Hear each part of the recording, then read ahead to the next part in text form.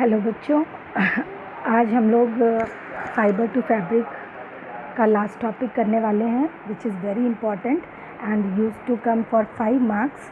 तो इसको बहुत ध्यान से आप सुनोगे। मैंने पहले भी वीडियोस भेजी हुई हैं, अगर वो आपको नहीं समझ में आई हैं क्योंकि इंग्लिश में थी, तो इस वीडियो में आपको एक एक डेफिनेशन बहुत अच्छे से मैं समझाने वाली हूँ। तो कॉपी पेन लेके बैठना और अच्छे से सारे पॉइंट्स नोट करना। और नेक्स्ट क्लास में हम लोग न्यू चैप्टर स्टार्ट करेंगे। आज इस चैप्टर को फाइनल करते हैं। तो सबसे पहला टॉपिक है हमारा शीप से जो हम फ्लीस उसकी रिमूव करते हैं, यानी उसके हेयर्स रिमूव करते हैं, उससे हम वुलन क्लोथ्स कैसे प्रिपेयर करते हैं, उस पूरे प्रोसीजर को हम पढ़ने वाले हैं। ठीक है। तो आपको पता है कि जो शीप के हेयर्स होते हैं या याक के या कैमल के या रैबिट के, इन सभी के हेयर्स को सबसे पहले रिमूव करना पड़ता है। इनके हेयर्स को फ्लीस बोलते हैं। तो सबसे जो फर्स्ट स्टेप है उसे हम कहते हैं शेयरिंग। शेयरिंग का मतलब क्या होता है? Sharing is nothing but the process of removing fleece from the skin of the sheep body. जो इसके हेयर्स हैं उसको हम बोल रहे हैं फ्लीस। और इसके फ्लीस से ये हेयर्स, जैसे बार्बर हमारे बाल काटता है, क्लीन शेव कर देता है, बाल्ड बनाता है, गंजा करता है, उसी तरीके से वैसे ही टूल्स इस्तेमाल करके या औज़ार इस्तेमाल करके शीप के हेयर्स को रिमूव किया जाता है। इससे शीप को कोई नुकसान नहीं होता है, वो सेफ़ रहती है। बट हम जब भी ये सब काम हम करते हैं तो हमें थोड़ा केयरफुल रहना चाहिए कि जब हम उसकी हेयर्स को रिमूव कर रहे हैं तो it should be done in hot weather.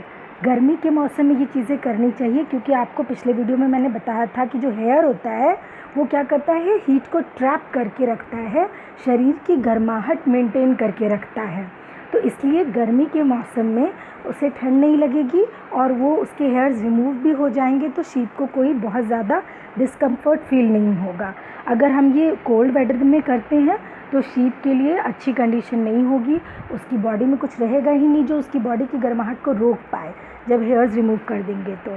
तो ये था कि हम शेयरिंग कब करते हैं। तो shearing means simply removal of the fleece of sheep और any other animal. Next we come to the next slide. और यहाँ पर आप देखो, शेयरिंग के बाद में जो सेकेंड प्रोसेस होता है वो होता है स्काउरिंग का। स्काउरिंग क्या होता है? द शेयर्ड स्किन, जो हमने फाइबर्स जो हेयर्स रिमूव किए हैं शीप की बॉडी से, उसे वो बहुत गंदा होता है, तो उसकी क्लीनिंग बहुत ज़रूरी है। हम डायरेक्ट उसके हेयर्स को यूज़ नहीं कर सकते हैं क्लोथ्स बनाने के लिए। तो स्काउरिंग क्या होता है? Washing the fibres neatly. जब हमने उसके बाल को रिमूव किया और रिमूव करके हम उसको फैक्ट्री में लेकर के आए तो वहाँ पर प्रॉपर क्लीनिंग की जाती है, अच्छे से धोया जाता है, ताकि जो भी गंदगी है, डस्ट है, डर्ट है, वो सब रिमूव हो जाए। इसको या तो हाथ से भी धो सकते हैं या इसको मशीन्स के ऊपर बेल्ट पर पाउडर्स यूज़ करके धोया जाता है और फिर इसको सुखाया जाता है। तो ये प्रोसेस होता है स्काउरिंग का। पहले में शेयरिंग यानी हेयर रिमूव किया, दूसरे में स्काउरिंग यानी उस हेयर को बढ़िया से धो करके क्लीन कर लिया। Now we move to next slide. Next process is sorting. Scouring के बाद शॉर्टिंग की जाती है। शॉर्टिंग का मतलब क्या होता है? जो क्लीन फाइबर हमारे पास आए हैं, जो क्लीन फाइबर हमारे पास आए हैं उसको अलग अलग किया जाता है, रेशो को अलग अलग किया जाता है उसकी लेंथ और उसके कलर के हिसाब से। और कुछ लंबे फाइबर होते हैं, कुछ छोटे होते हैं, कुछ वाइट या ब्राउन कलर के फाइबर्स होते हैं, ब्लैक कलर के। अगर याक वुल है, याक के हेयर्स रिमूव किए हैं तो वो ब्लैक कलर के होंगे। इस तरह से कलर और लेंथ के हिसाब से सॉर्टिंग यानी सेपरेट किया जाता है क्लीन जो फाइबर्स हमारे पास आए हैं उसको। और जो फाइन हेयर्स होते हैं एनिमल्स के, किसी भी एनिमल का, तो उससे हम बनाते हैं वुलन क्लोथ्स, जैसे कि स्वेटर हो गया, कुर्ती हो गई या स्कार्फ हो गया, मफलर हो गया, इस तरह की चीज़ें। और जो कोर्स हेयर्स होते हैं उनसे हम बनाते हैं रग्स यानी कालीन।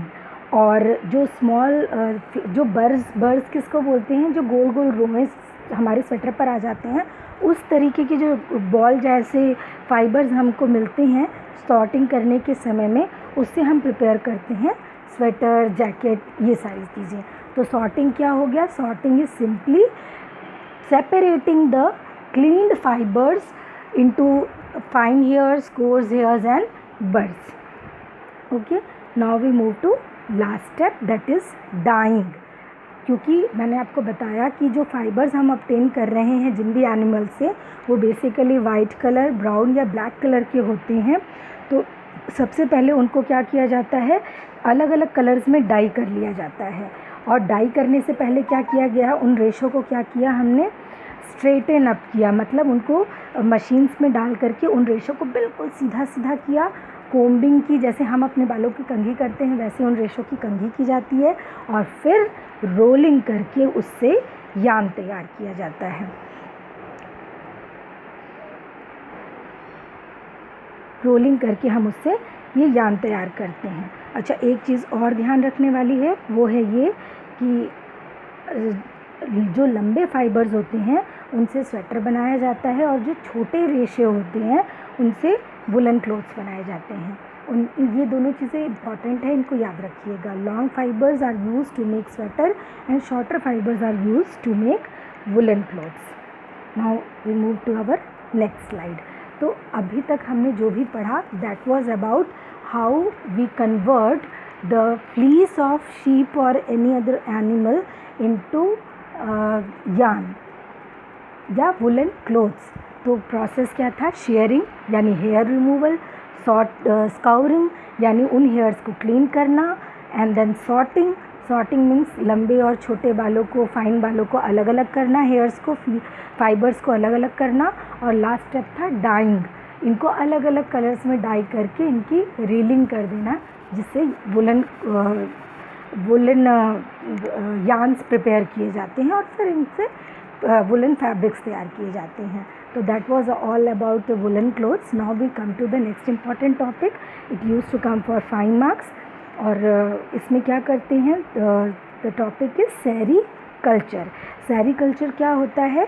सिल्क वर्म को, जब सिल्क वर्म एक कीड़ा है, एक इंसेक्ट है जिसको हम अपने फ़ायदे के लिए पालते हैं। क्या फ़ायदा होता है इस सिल्क वर्म से? ये हमको बहुत ही फाइन और कॉस्टली थ्रेड तैयार करके देता है, जिसको हम कहते हैं सिल्क थ्रेड्स। और जो लोग इस प्रोफेशन में हैं, ये काम जो लोग करते हैं, उनको हम लोग कहते हैं silk worm farmers. Silk worm farmers. तो सेरीकल्चर क्या होता है? रेयरिंग ऑफ सिल्क वर्म, यानी कि सिल्क वर्म को पालना, फिर उनसे जो एग्स आते हैं और लंबे सारे प्रोसीजर के बाद में हमें फाइन थ्रेड्स, सिल्क थ्रेड्स मिलते हैं। इस पूरे प्रोसीजर को कहते हैं सेरीकल्चर। नाउ यहाँ पर देखो आप इस स्लाइड में सिल्क मॉथ, ये एक इंसेक्ट है। फीमेल सिल्क मॉथ को हम यूज़ करते हैं, जो कि क्या करती है? ये है फीमेल सिल्क मॉथ, ठीक है। ये वो इंसेक्ट है जो हमको एग्स देगा सिल्क वर्म, जिससे कि सिल्क थ्रेड बनने हैं। तो सिल्क मॉथ जो फीमेल होती है वो मलबरी लीव्स के ऊपर, ये मलबरी लीव्स हैं उसके ऊपर ये अपने एग्स ले करती है, अंडे देती है।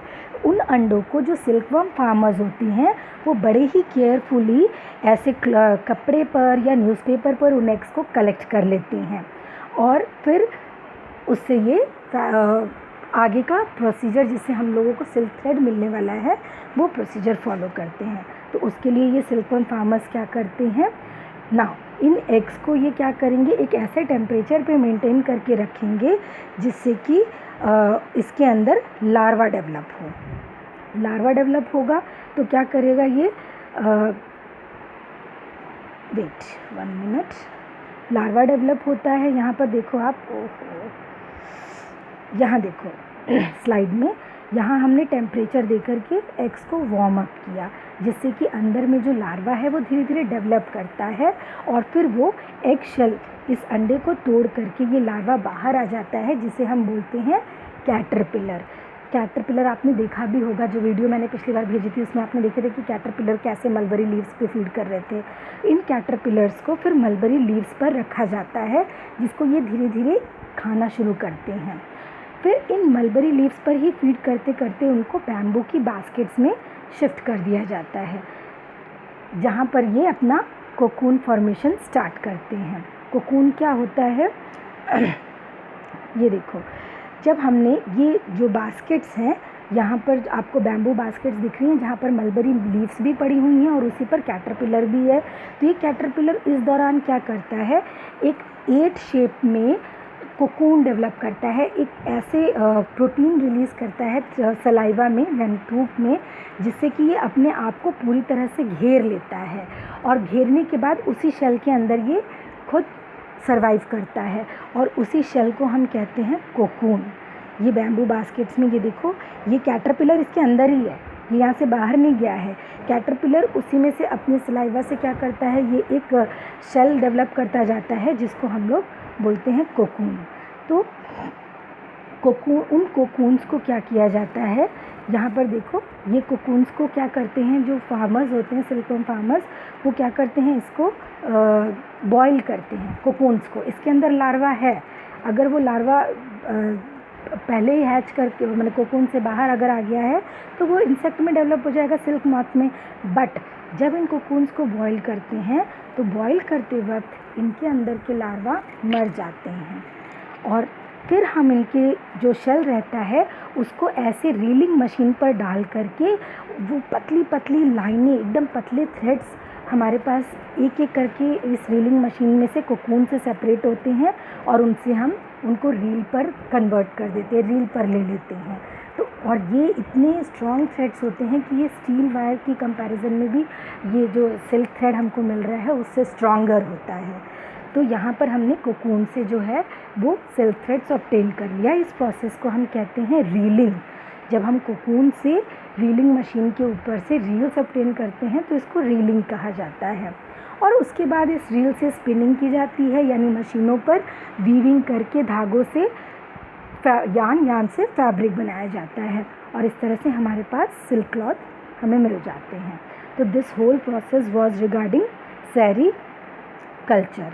नाउ प्रोसेस समझ में आ गया आपको कि कैसे सिल्क मॉथ जो था। मैं एक बार फटाफट जल्दी से वाइंड अप कर रही हूँ, ध्यान से सुन लो, स्लाइड्स भी देखते जाना पीछे की। फिर से सिल्क मॉथ क्या करता है, एग ले करता है, अंडे देता है, वो अंडे में से कैटरपिलर निकलता है, वो कैटरपिलर मलबरी लीव्स को खाता है और ग्रो करता है और उसी ड्यूरेशन में वो क्या करता है, कोकून डेवलप करता है और उस कोकून को जब बॉईल किया जाता है तो बॉईल करने के बाद से उससे हम कैटरपिलर तो मर गया, उसको हटा दिया और कोकून के धागे हमने उसके फाइबर्स लेकर के हमने सिल्क थ्रेड प्रिपेयर किया जिसको हमने कहा रीलिंग।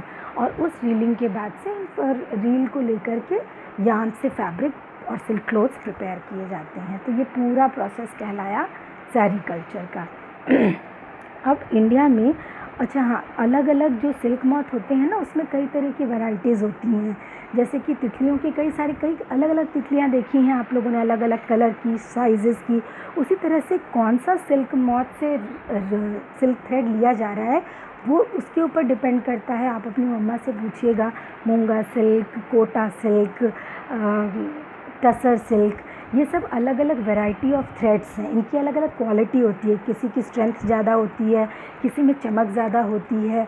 तो वो डिपेंड करता है कि आपने किस तरह के सिल्क मॉथ को सेलेक्ट किया था और उससे ये धागे ऑब्टेन किए हैं।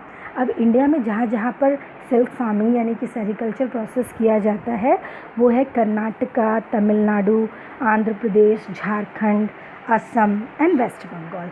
इन जगहों पर सेरीकल्चर का प्रोसेस किया जाता है और सिल्क फैब्रिक्स तैयार किए जाते हैं। तो दैट्स ऑल। वीडियो को आराम से सुनो, इतने ध्यान से सुनो कि सुनते वक्त ही आपको सारी चीज़ें याद हो जाएं। पिक्चर्स अवेलेबल हैं, उन पिक्चर्स को देखो। पिछली वीडियोस जो मैंने अप्रैल मई में भेजी थी उनको एक बार देख लीजिएगा। चैप्टर आपको बुक से रीडिंग करने की ज़रूरत ही नहीं पड़ेगी, आपको सिर्फ वीडियो से ही चैप्टर बहुत अच्छी तरह से याद हो जाएगा। तो आज हमारा ये चैप्टर कंप्लीट होता है। Thank you.